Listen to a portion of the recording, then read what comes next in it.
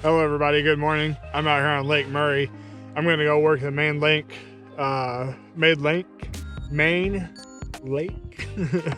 launching from Riverbend boat ramp, I believe is what it was called. I'll verify that. I've got really high confidence baits tied on today, and one that I'm not confident in, but I am confident it will work. I just watched somebody slay on it. We've got a drop shot with a robo worm on there. I've got the preferred morning dawn color. I've got the Aaron's Magic color. I've got a Rapala OG Slim 6 in silver. I've got it in crawl. I've got the Ruku Shad 75 lipless crankbaits. Those are the 5/8 ounce, really heavy, really fast. I can cover a lot of water and go slow or quick with them. And stay on the bottom, man. I'm seeing good fish action already. This is gonna be fun today. I've got an H2O Express underspin tied on. Look really cool. I normally don't buy their stuff, but it looked good. It's part of their new collection they've got out. It's paired up with a Kayak Easy Shiner. And there's something else back here too, right? Yeah, I've got a wacky rig to skip under some docks. There you go. Let's go get on it. Let's have fun on Lake Murray. I'm gonna slide up. Gonna break in a new catch board today, I feel it.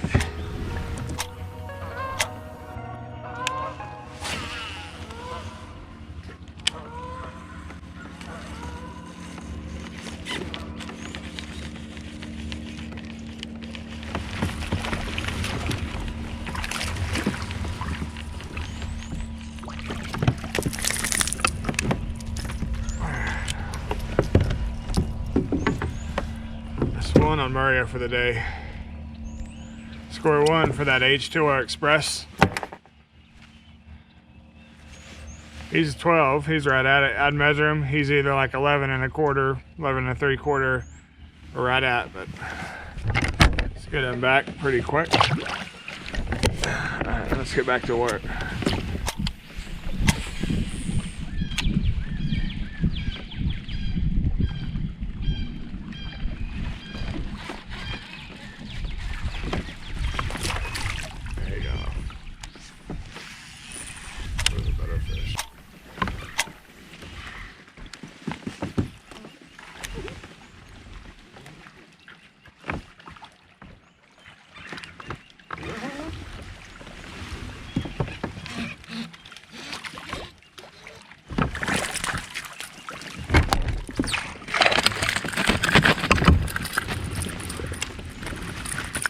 Sloppy. I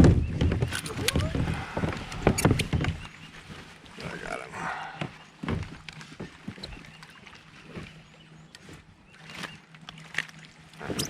There's another little one. Not what I need. Let's get him back.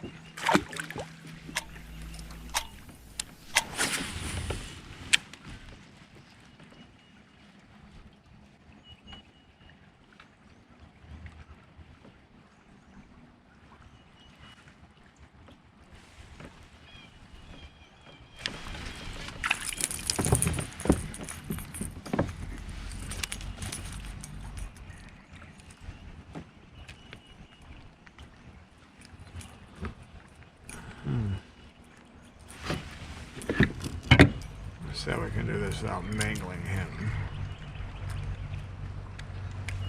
Alright. Tiny little guy.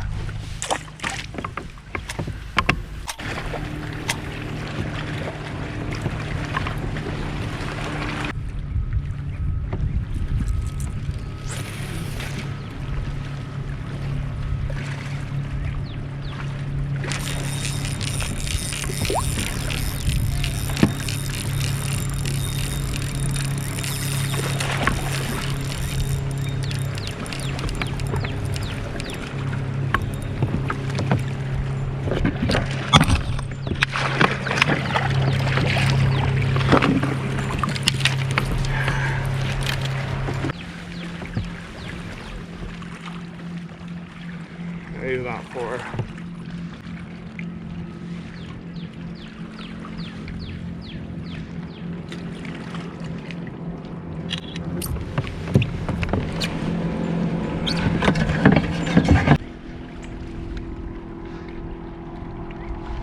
It's 2.15. So almost 3. That's not bad. We'll take that in the tournament. we can get him a few times.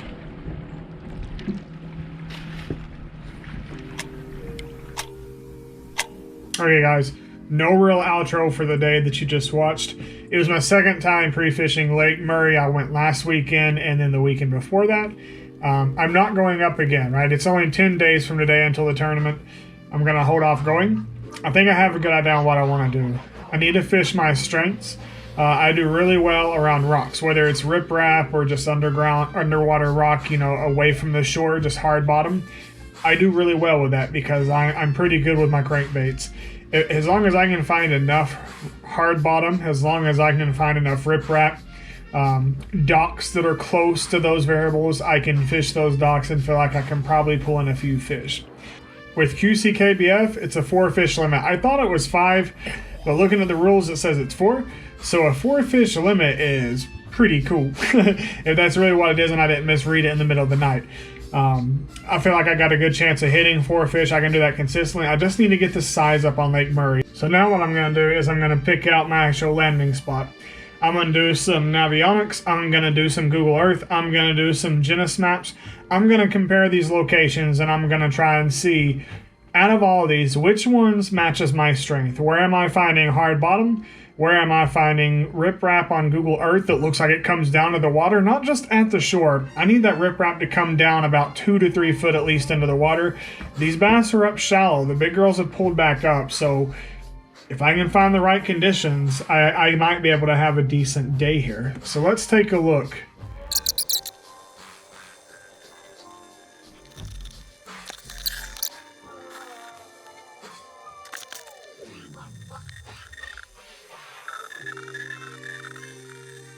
I'm going to stick with the Riverbend boat ramp, but I'm going to take off, and instead of going left and fishing where I caught most of the fish at, over where these 45-degree banks are more predominant and there's submerged vegetation, all of this in here was dead for me. This over in here produced nothing. Around these rocky areas, around those banks, those produced. I produced down here where the bank got really tight, you know, probably slightly more than 45. That's where the 3-pound girl came into play. I darted across, no luck on the points, no luck on these humps and islands that I found out here, just kind of around trying to fish around. No luck on the cover of the timber. No luck around this 45-degree bank. No luck on this little hump. No luck over here. Everything came out on the main area. So I'm going to stay away from going deep into the creeks. If I see a pocket like this little one, yeah, I could hit that. I could throw it right down the middle, hit the deepest point, throw a couple down the sides, and be out of there in less than a minute or two and hit the entire thing. I'll hit those.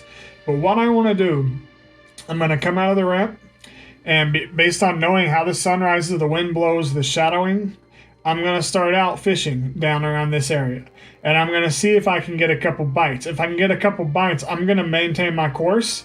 I may even come back and play back over because this looks like such a good area. But more than likely what I'm going to do, fish through, try and get a few bites, and then I'm going to jump over to where these docks are. And I want to try and fish all the way down through these docks and hopefully make it at least into this point, if not slightly further fishing, because I have a lot of time with Q.C.K.B.F, right? This is like an all-day thing.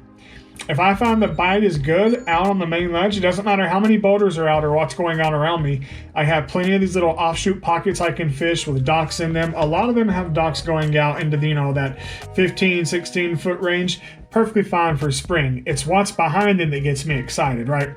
These spring bass are going to be up there in the shallow. They're going to be moving. They're going to be feeding in the shallow. So when I find environments more along the line of, let me come over here and twist this around for you. At this little area here, this is where I started at the other day. I began fishing from the point, you know, hit across of it, drug the sides, and then I went down this way, and that's where I found the 3-pounder. However, this side looks equally as good. It doesn't look like the riprap comes all the way out, but I can see the bathtub ring up here on this rock line, and that bathtub ring is telling me that water was down on February 2013. If I go to the latest, it's going to be, I think, 4 March, actually. Yeah, March 2022 is when this was taken. We can see how the riprap is more covered. So I've got a couple foot under. I've got good cover on the side. I've got good banking over here. That's a prime spot for me to see if I can catch fish leading up to or immediately around that. I'm onto something. If I'm not, I'm going to have to completely abandon ship and start hitting the creeks and hoping they move somewhere back in there. I don't know if my plan is good or not. I know it's the one I have. It's the one I'm going to live or die on this day. It's the one I think capitalizes the most on my strengths. So the lures I'm going to use, it does look like there's going to be some showers, subject to change, right? We're 10 days out. It could be anything at that time. But it's definitely going to be like a shad-colored spinner with double Colorado blades. I don't even know if I'm going to go trailer. I'm going to keep it kind of small, 3/8 to ½ ounce, flip it in the shadow and pull it back. Try not to make a lot of noise with it more than the vibration. The Rapala OG Slim 6, I'm going to have a red crawl and I'm going to have a silver shad, and we're going to use that initially around the rocks to see if they want something more subtle. If they don't like that subtle, we're going straight to that rock crawler for that big wobble, right? In green phantom and red crawl colors. Or I'm going to throw on like the Ruku shad, get down there, fish it up, and try the slow burn, see what they respond to, right? One of these is bound to work. Man, this is a lot of talking, right? But that's the plan. Come out of Riverbend, head east, start fishing around the 45-degree banks, hoping to find some roaming bass up in there early. Maybe topwater will even be on, right? Who knows? It's March 18th. The water will be over 65 is what I'm thinking, unless we have a severe cold spell. But I'll come out, see if they're on the main lake. If not, I'm going to pull back, start looking in the creeks and seeing if maybe they've already started making their way back a little further than I expected. I think this is a plan that can catch 4. I think we're going to find out on March 18th. I got to be confident in the tournament, right? Can't be messing around. So, all right, guys. Thanks for coming. Y'all have a good one.